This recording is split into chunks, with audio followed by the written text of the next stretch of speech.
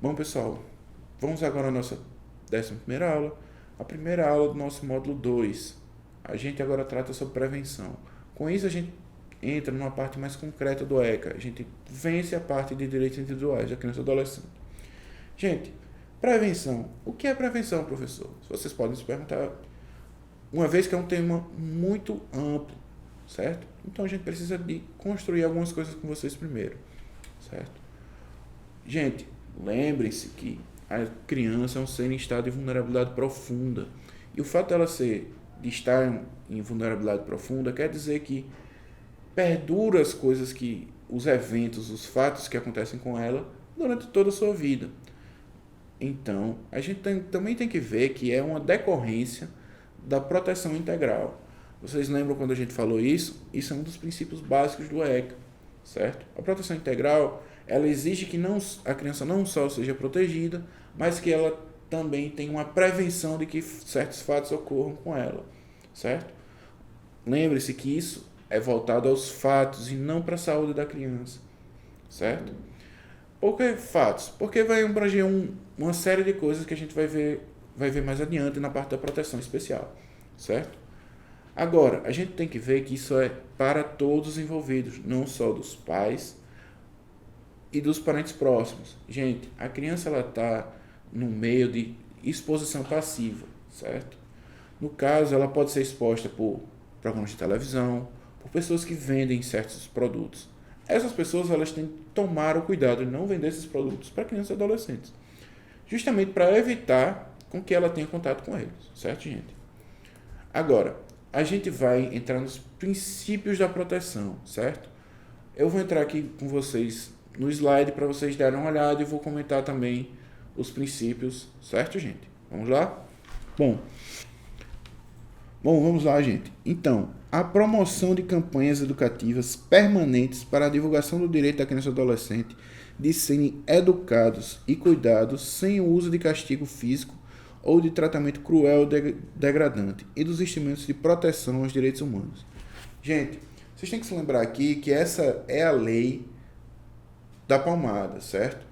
Isso principalmente serve para os professores e os pais. Agora, a lei da palmada, ela proíbe outras coisas e aqui ela tem que fazer uma campanha de conscientização, certo, gente?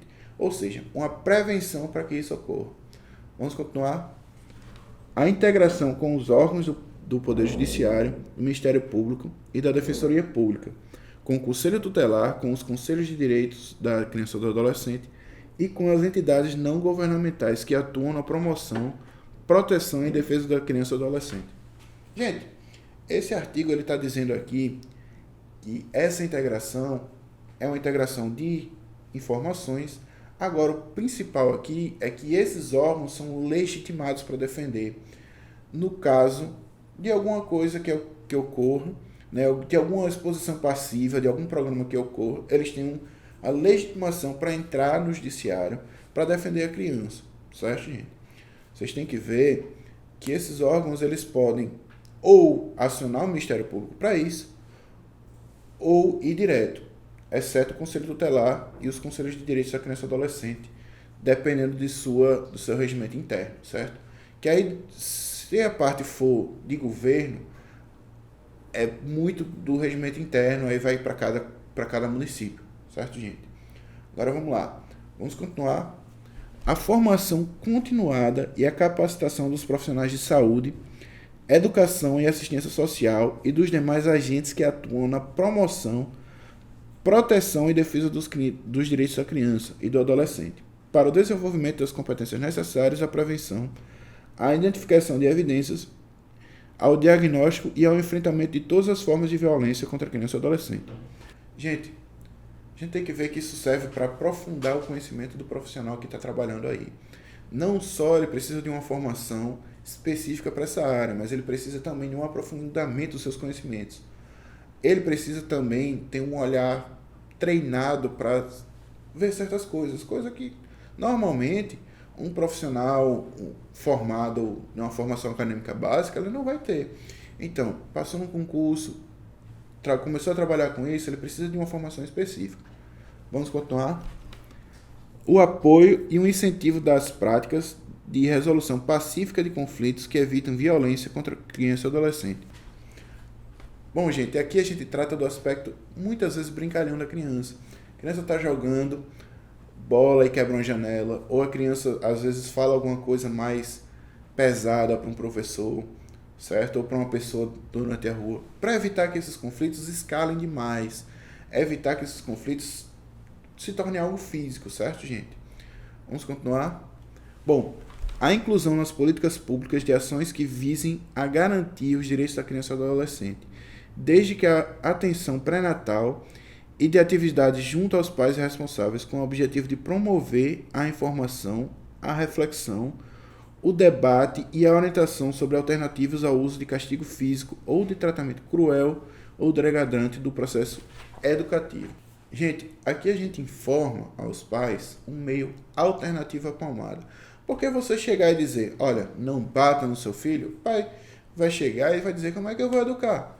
A cultura aqui era sempre bater, usar a palmada, usar a chinela, usar o cinto, ou inclusive uma colher de pau, dependendo da gravidade do que a criança fez, certo? Nesse caso, como é que o pai vai educar se ele não sabe como educar? Então, o governo ele precisa dar uma alternativa, trazer informativos em relação a isso, certo, gente? Vamos continuar. A promoção de espaços intersetoriais locais para a articulação de ações e elaboração de planos de atuação conjunta, focados nas famílias em situação de violência, com a participação de profissionais de saúde, de assistência social, de educação e de órgãos de promoção, proteção e defesa dos direitos da criança e do adolescente. Gente, nesse caso aqui a gente traz locais que justamente vão fazer essa prevenção, certo? Gente, esses locais eles servem para ensinar ao pessoal e fazer uma ação conjunta e integrada, certo, gente? Vamos continuar.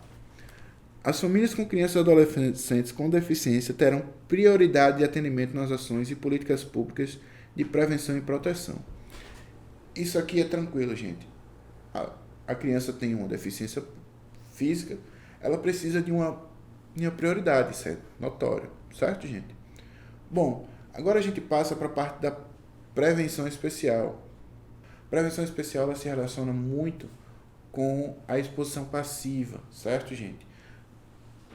Quando a criança ela passa muito tempo na televisão, às vezes o pai não tem controle em relação a isso. Não só isso, a prevenção especial também vai nos meios de informação, cultura, esporte, lazer. Às vezes algum programa cultural traz algum elemento que é muito adulto para uma criança.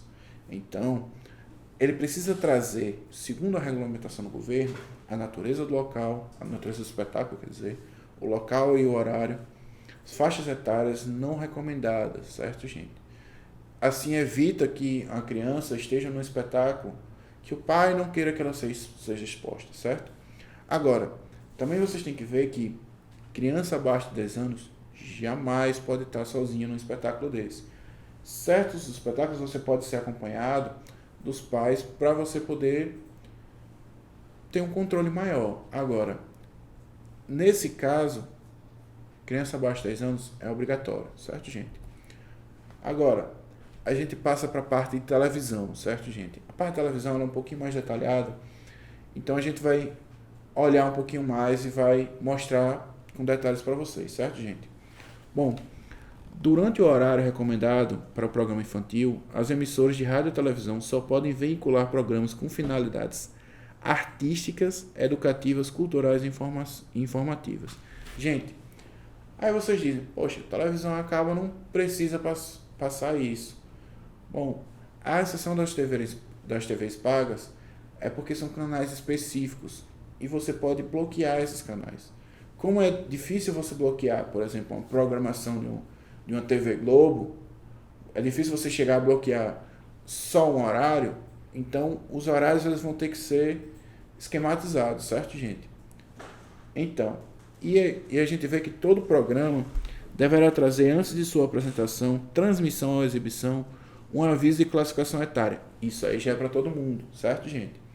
Agora, essa última parte vai tratar das revistas e publicações com materiais mais adultos.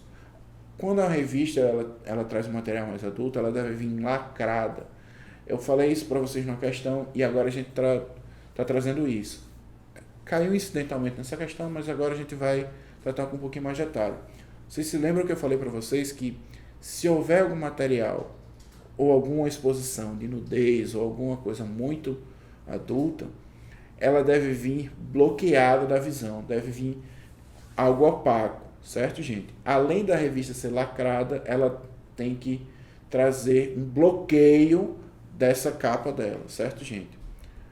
Por fim, a gente tem produtos e serviços que não podem ser vendidos para criança e adolescente, que eu vou ler aqui para vocês. Armas e munições explosivos e explosivos, por óbvio, né? Eu acho que nem mesmo os adultos podem ter acesso tranquilamente a isso. Bebidas alcoólicas, produtos cujos componentes possam causar dependência física ou psíquica, ainda que por utilização indevida. Fogos de estampido e de artifício, exceto aqueles que pelo seu reduzido potencial sejam incapazes de provocar qualquer dano físico em utilização indevida, é aquele chumbinho, certo? Não sei como vocês chamam aí na sua cidade, mas a gente chama aqui de chumbinho. Revistas e publicações que aludem ao artigo 78, aquela do material impróprio que eu falei para vocês. Bilhetes lotéricos e equivalentes. Gente, a gente termina agora a nossa aula. Vamos agora para a nossa próxima aula, continuação dessa parte de proteção especial, certo, gente?